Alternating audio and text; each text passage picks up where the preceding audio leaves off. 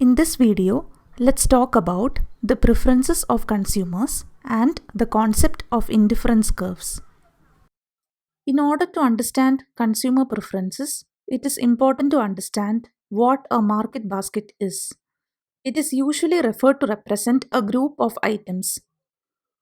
A market basket is a list with specific quantities of one or more goods.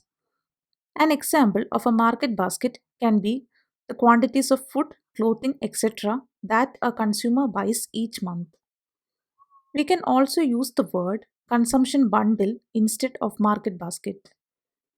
So, how does one select a market basket?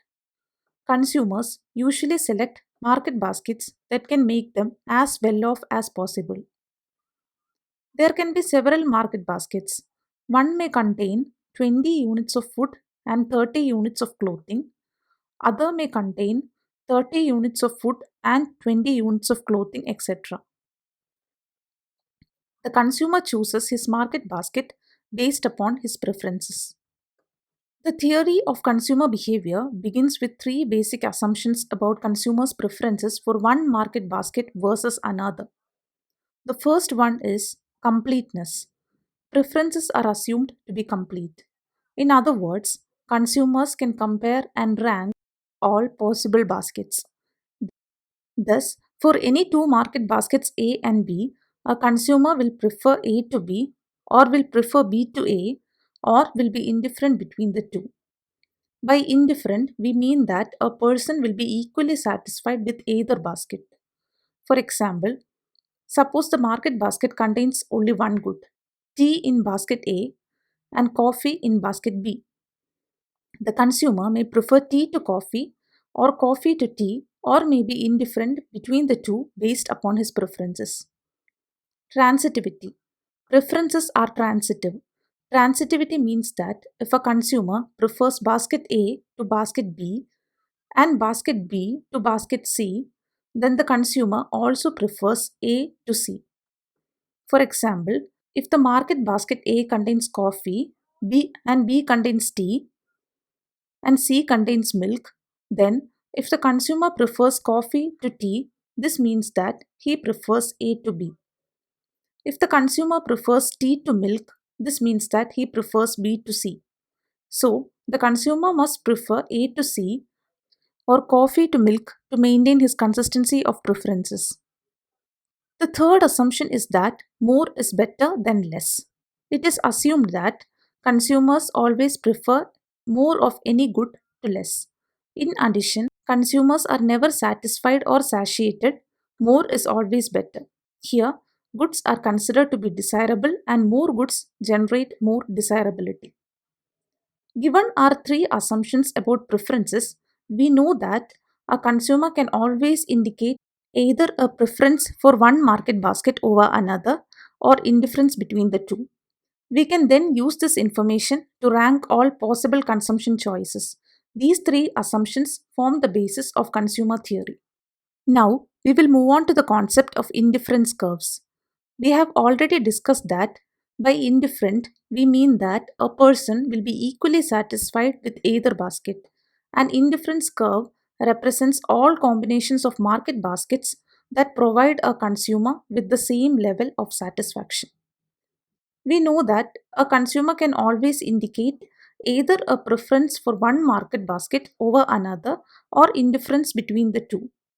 Once we find this out, we can use this information to rank all possible consumption choices. Let's assume that only two goods are available for consumption, that is, food and clothing. Then, all the market baskets will describe the combinations of food and clothing that a person might wish to consume. Here in the figure, market basket A contains 20 units of food and 30 units of clothing. The market basket G contains 20 units of clothing and 10 units of food. The market basket A will be preferred to market basket G because more of both the goods is preferred to less of both the goods. But the market basket E contains 40 units of clothing and 30 units of food, and so it will be preferred to A.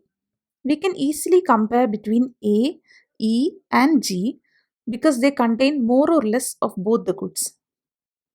Similarly, D contains more food but less clothing than A. So, it isn't possible to compare between D and A. Similarly, we cannot compare this with B and H in the first sight as they contain more of one good and less of the other in comparison to A. So, the consumer has to rank between these according to his preferences. As I have told earlier, an indifference curve represents all the combinations of market baskets that provide a consumer with the same level of satisfaction. So, all the combinations of cloth and food in the indifference curve U1 provide the consumer equal level of satisfaction. The indifference curve U1 is shown in red. So, the combinations B, A, and D provide the consumer the same level of satisfaction. It is important to note here that the combinations in the indifference curve, or in short IC, is preferred to the combination G. This is because more goods is preferred to less goods. Due to the same reason, the combination E will be preferred to the combinations in the IC or indifference curves. When we consider the shape of the IC, we can see that the IC slopes downwards from left to right. There is a reason for this shape of the IC. Suppose the IC sloped upward, passing the points G, A, and E. This would violate the assumption that more of any commodity is preferred to less. Because market basket E has more of both food and clothing than market basket A, it must be preferred to A and therefore cannot be on the same indifference curve as A. And market basket A has more of both food and clothing than market basket G. So, it mustn't be preferred to A and therefore cannot be on the same indifference curve as A. So, any market basket lying above and to the right of indifference curve U1 is preferred to any market basket on U1.